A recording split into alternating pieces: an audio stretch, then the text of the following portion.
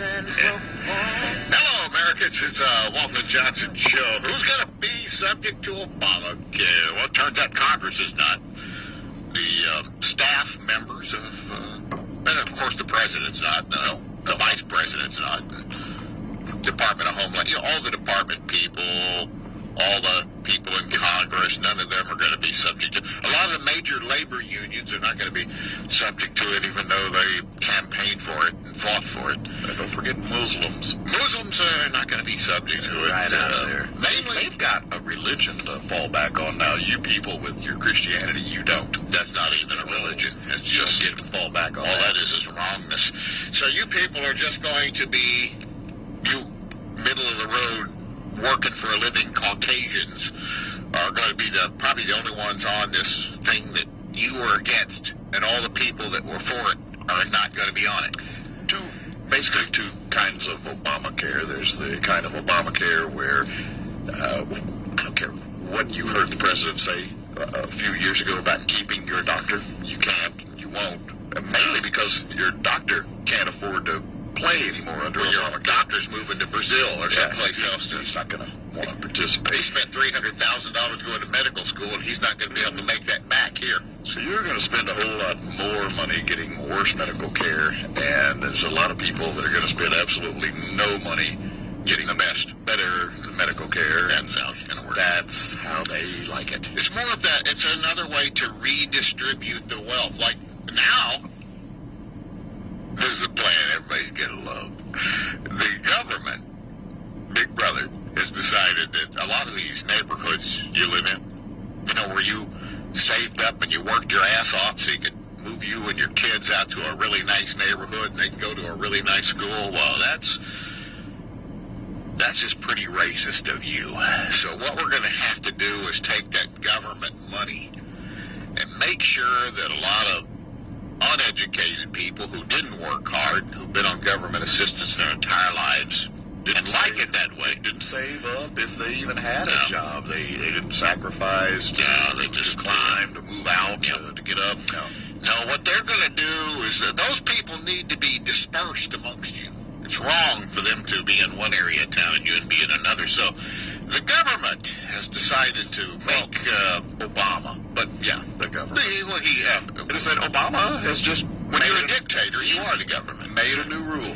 He wakes up some mornings, he goes, new rule. I just thought of this. This is going to be good. HUD, the Housing and Urban Development people, who basically America's slumlords, HUD, are going to be moving people out of the ghettos and out of the other places and Section 8 housing and places like that and putting them in the middle of the Garden District, River Oaks, any place nice where you have busted your ass to go and invest.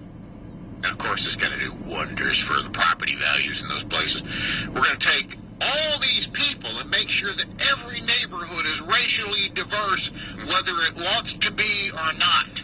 HUD says it starts with them tracking diversity in America's neighborhoods. Yes, that's they're very not important. happy enough tracking your phone calls, tracking they like to track us. Boy, we follow them, we get tracked.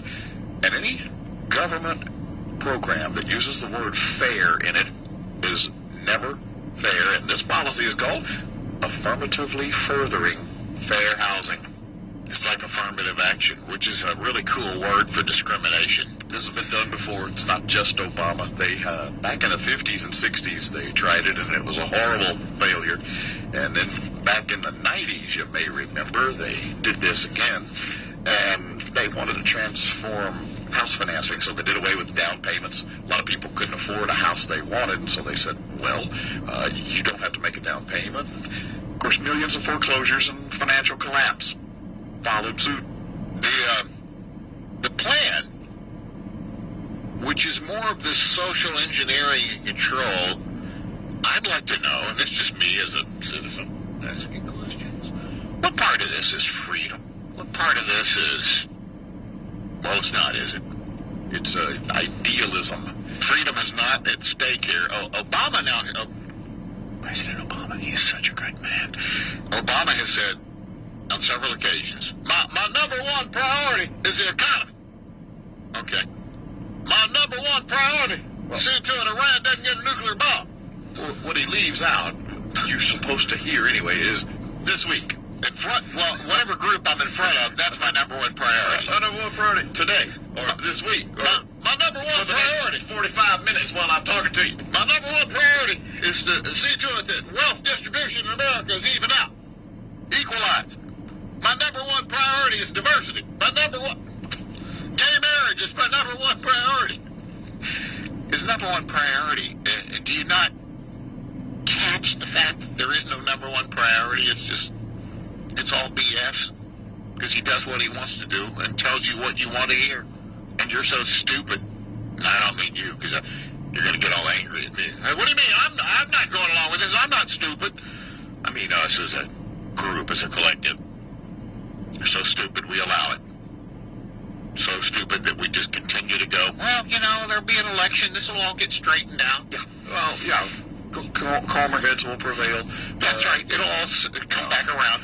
You are surrounded by idiots. I mean, there are the stupidest of the stupid out there among you, and they're getting dumber every day. Do not count on your fellow citizens. It'll